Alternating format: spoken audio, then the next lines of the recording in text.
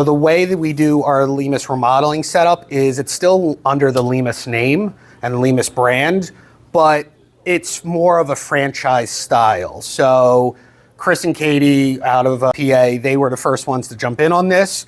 We handle their marketing. We provide them with a budget of certain aspects, and we kind of showcase, here's the size of the team that you would need. Here's how many leads you need to generate. Here's how many jobs and what your revenue goals. And we set up a lot of the financial and marketing aspects for them so that they can go out and be the salesperson and be the hands-on construction team. So if we see somebody needs a deck either built or redone, yep, that's something you guys could do. Correct. Yeah, it's all the renovation and it's all the exterior work. I know from Robert that left type of thing, he hit us up and it was like all interior work, and I'm like, no, we don't deal with the drywall in that way. You had I think a property had a flood or something like that. It was like that was kind of outside of the realm of where we would go, but obviously Exterior.